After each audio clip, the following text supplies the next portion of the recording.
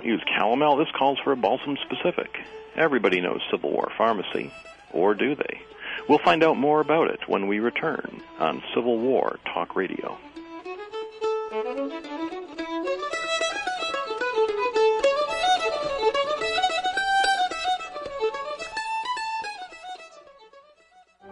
On Sound Authors, you can expect the unexpected.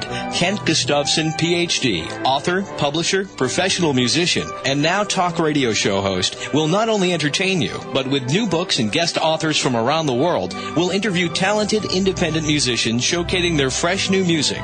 Plan to join Dr. Kent and friends each Friday morning at 10 a.m. Pacific, 1 p.m. Eastern, on World Talk Radio Studio A. Sound Authors, where authors sound off. Once upon a time, there lived 3 energy hogs. Now, an energy hog is what you have when humans waste energy. One day, the 3 energy hogs set out to find themselves a cottage. Let's look for leaky windows, said the first energy hog, for he knew that would waste energy. Let's look for leaky doors, said the second. Let's look for a swing set, said the third, for he had more blubber than brains. So they set off down the road. Presently, they came upon a tiny cottage where dwelled a clever girl named Dreadylocks. I hope it has leaky windows, cried the first energy hog. I hope it has leaky doors, cried the second. I hope it has a bathroom, cried the third, for only his brains were smaller than his bladder. But Dreadylocks liked playing cool games at energyhog.org, and from energyhog.org she learned how to use energy wisely. So the 3 energy hogs were forced to look elsewhere to waste energy, and had to use the disgusting restroom at the gas station down the road. And the moral of the story is, to use energy wisely, log on to energyhog.org, or waste not, hog not. This public service message brought to you by the U.S. Department of Energy and the Ad Council. World Talk Radio, bringing the world to you.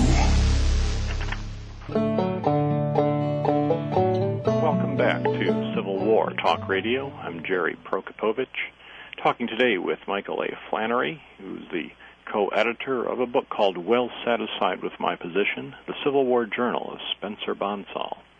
Spencer Bonsall, we found out in the first segment, was a hospital steward with the 81st Pennsylvania, but no ordinary character, somebody of education, someone who had traveled widely and done all kinds of interesting things before the war, and in the war serves as a steward, which also makes him what we would consider today a pharmacist. Michael, let me ask a question about that pre-war career of Spencer Bonsall. I understand he traveled around the world? He did. And not only did he travel around the world, but he sojourned for a while in an interesting tea plantation in, of all places, India, where he stayed for, I think around 8 years. So he was really not your average enlistee when he joined the Army. Not at all, not at all. He had done a variety of things, not only working on the tea plantation, but he had also been a land surveyor in and around the city of Philadelphia, besides being a practicing pharmacist. Now, was pharmacy considered a separate profession at that time?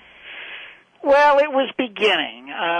The American Pharmaceutical Association wasn't really started until 1852, so it was, had only gone through its first decade, but the vast majority of practicing pharmacists at that time received their training not formally in schools, but through the apprenticeship system. And that is indeed the way Spencer Bonsall had gotten his training. So it was a profession, it was an emerging profession, but really had not cut those apron strings from medicine in many ways at this point. That would come after the Civil War. You mentioned some other pharmacists who were involved with the Civil War. I saw in a footnote or a brief mention that James Verner was one of them. Yeah, right. Verner's ginger ale. I grew up in Detroit, so I'm very familiar with Verner's. Right, and he concocted this ginger-based beverage that was quite popular and really took it to new heights by just creating a business about the beverage that he had created during the war. Right. He served in a Michigan regiment. I'm trying to recall which one it was, but his the Verner papers are in the the Burton Historical Collection. Oh, that's very interesting. Detroit Public Library, if you're ever interested in exploring more about this fellow. Well, being from Detroit, another famous person was Frederick Stearns, who was a medical purveyor during the war, and later, he would. The Stearns Drug Manufacturing Company, which was in Michigan, was a very prominent one, and he had, in many ways, gained a lot of his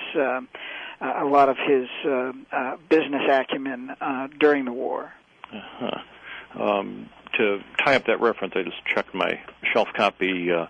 Werner was in the 4th Michigan Cavalry and served in the Army of the Ohio. Interesting. Out west, but as a hospital steward, much like Bonsall, as you note. Right. So these people knew.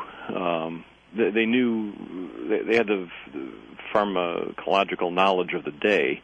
Yeah. And I'm curious about that. What kind of remedies did they use? What did they know? Yeah. What? Well, the standard supply table, which was what the hospital steward not only had at his disposal, but what he was responsible for maintaining and keeping stocked, was full of a variety of different remedies. And I suppose a lot, if we were to look at them today, we would be struck by how many were botanical in nature. Herbal medicines were very big during the Civil War through much of the 19th century, but also some particularly prominent minerals, one of which was of major importance called calomel, mercurous chloride. Mercurous chloride, given in various doses, does various things, but one of the things that it was used for is it was used as a purgative to sort of purge the body. Many men, many surgeons and assistant surgeons used it. It was a standard remedy and well used in civilian life, and so in military life they adopted the practice. However, there was concerns about the abuse of calomel because it's very caustic. It's a toxic substance, and can cause some rather untoward effects when taken over long periods of time or when given in particularly high dosages. So much so that William Hammond actually removed it from the supply table in Circular Number 6 in 1863, and in fact even took a lot of flack for it. And in fact, some have suggested that even precipitated his colleagues really abandoning him and really pushing for his court-martial, which was essentially a kangaroo court. Yeah, he was court-martialed, yes. I'm sorry, who was Hammond? Hammond was the Surgeon General for the medical department of the Union. So, and he changed the tables or what the standard supply chest should contain. And he did, and one of the things that he did was he removed calomel from the standard supply table because he felt that, I think in his words, this is best of my recollection, he says something to the effect that its continued presence on the supply table would be a tacit invitation to its use. What about what's the ingredient in calomel? What makes it work? It's mercury. Basically, what we would know today is mercury, mercurous chloride. It's very toxic. When given in low doses, you adjust the dosage for what you're trying to do, but it causes pretty intense evacuation of the bowels. So, physicians back then did one or two things. They either had your bowels open or they were trying to close them up. So they were either, one Southern surgeon talks about going from man to man with two medicines stuffed in his pocket. In one pocket, he has calomel. That's to give them a powerful laxative. And those that had diarrhea, he had a ball of opium, and he would give them opium to slow down the bowels. So he would come up to each man and said, "Are your bowels open or closed?" And he would apply the appropriate remedy accordingly. Wow. Now, I recall reading somewhere in my history education, the statistic that a person was by probability safer not going to a doctor than going to a doctor until about 1920. That's probably a pretty fair assessment. Of course, by the Civil War, one thing is on the wane, and that's a good thing, and that was the practice of bleeding. It was still done, but it was done far less than it had been done in the previous generation of physicians. And certainly by the end of the 19th century, bleeding was completely gone, but they were still dosing with calomel with a fair degree of reckless abandon. That would, of course, change around the turn of the century. And, of course, eventually, as we would get in the last quarter of the 19th century, germ theory of medicine and some of the antibiotic agents of the 20th century, of course, all that would change. Yeah, I've just finished a book about Abraham Lincoln that I'm endlessly flogging to our listeners here. Did Lincoln Own Slaves is the title. And one thing I came across in researching that was the fact that Lincoln occasionally took blue mass pills. Yeah, that would be basically what I'm talking about when we're talking about calomel. That was just the name for the same name. It was just another form of it, yes. So he was poisoning himself with mercury. Yeah, but that was the remedy of the day. I mean, it was felt that it purged the body, it removed the toxins, and the toxicity of this compound was understood, but not well appreciated. I think it was James Henry Hammond, the Southern politician, who, if people know about him, he's the one who coined the phrase "cotton is king." He left a journal that Drew Faust, who's now the president at Harvard, edited years ago, and I actually wrote a biography of him, is what it was. And I recall reading that biography, and he dosed himself daily with that with calomel until he had a successful evacuation. Yeah, believing that was the key to health until it finally killed him. That's true. Another person who received regular doses of calomel was Andrew Jackson. So his temper may have had something to do with it. I'm sure it didn't lift his spirits. So. Wow. Well, one reason why I'm pursuing this is you have another book that I have not been able to get a copy of, but titled "The Civil War Pharmacy." Is that correct? Yes. What's in that book? Oh, well, that's really a one volume go-to source for all things relative to pharmacy during the war, professional practice during the war, how the purveyor system was organized and established, and how it operated both north and south. I have the standard supply tables for field and hospital for the north and south. I have the major remedies that were used and what they were used for and why, and a discussion of the various dosage forms. So I like to think it's a fairly complete treatment of the whole issue of not only pharmacy per se, but also the medicines that were compounded and administered during the Civil War. Is that book available? Yeah, it is available. It was published by Pharmaceutical Products Press, which was an imprint of Hayworth Press, which I believe recently has been sold to Francis and Taylor. Okay. So I'm sure there's a website for Francis and Taylor, and if you hop on there, for that matter, you should be able to get it on Amazon.com. I think if you put in Civil War Pharmacy, there's no other book really that's quite like it, so you should be able to pull it up. Well, as I was reading the Journal of Spencer Bonsall, which is published by Southern Illinois University Press, of course, in the back it mentions your other publications in Civil War Pharmacy. Is there one question that I was always asked when I worked in a museum, if I was ever talking about the Civil War and casualties, the students, especially the young boys, would be full of questions about guns and killing and all the things that fascinate them. And amputations, of course, comes right to the head of the list of things the 8-year-old boy wants to ask about. Did they have? How widely used were anesthetics? Well, let's, if you don't mind, let me back up on your question there a little bit, because it does relate to amputations, and I think it's worth talking about just a bit. Let's do that.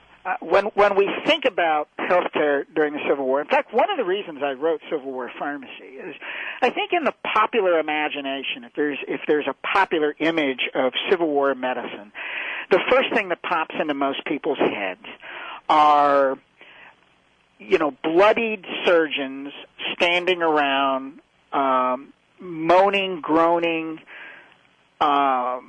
soldiers with arms and legs being lopped off as fast as they could possibly do it. Usually in grotesque, unsanitary conditions, with the men biting on a rope after being well doused with about the most powerful whiskey they could find. I think that's a popular image. It's the image that I right. had. Yeah. In fact, the big killer of the Civil War was not battlefield injury. The big killer during the Civil War was disease. And the big disease that killed most of the men was dysentery. More men died of dysentery than ever died of a battlefield injury. And in fact, statistically speaking, if an average soldier would contemplate his mortality, statistically speaking, he had about twice the likelihood of dying of a camp disease than he did of a battlefield injury. By things like dysentery, things like malarial fever, even things like measles, which we don't think of as a great killer, was a great debilitator during the war. There's a great book on that by Paul Steiner called Disease in the Civil War. It's an old book. It's been out since the 50s, but or maybe early 60s. I'm not sure which. But it's a great book. But the real story, the medical story of the Civil War, is the story of surgeons and assistant surgeons combating ever-present disease on both sides of the conflict. Now, related to when they did do amputations, they did have anesthesias. Now, we know that anesthetic agents were employed in the Civil War. One of the major manufacturers of anesthetic agents during the war was Dr. Edward R. Squibb of Squibb fame. He had a chemical plant in Brooklyn, New York. Now, the general anesthetic of choice during the Civil War was chloroform.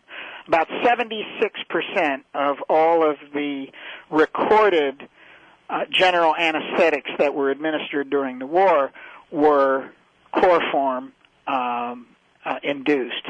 And the reason they were chloroform induced rather than the earlier and more popular ether was that ether was extremely flammable. So you can imagine a field hospital or a unit that was near the front, a stray shell or something that would hit near the hospital could actually send up half the unit. So they definitely preferred the anesthetic agent of preference was chloroform. But one of the things that happened in terms of general anesthesia is that I think we know a record of about 9,500 to 9,700 recorded cases of general anesthesia being used. Now, we know far, far more were used than that. These are just the ones that we actually have the case studies for. But anyway, of those roughly 9,500 to 9,700 cases of general anesthesia being used, there was only 30-some-odd deaths. Really? That was going to be my next question. How safe was that? Well, and that's the point. The Civil War really settled the question of the safety of general anesthesia, and really after that war, made anesthesia a basic general standard of care. Before that, there were some questions about its safety, about dosage. Quite frankly, there were even questions, clergy had questions about whether or not it was God's will for us to have pain. These were questions that were largely settled by the large-scale administration of general anesthetic agents due to the war. And we came out of that war with general anesthesia being generally accepted. Of course, the first time general anesthesia was used was probably Crawford Long in Georgia, but he never wrote it up. So the first official case was the dramatic removal of a tumor from a man's neck at Mass General Hospital on October the 16th, 1846.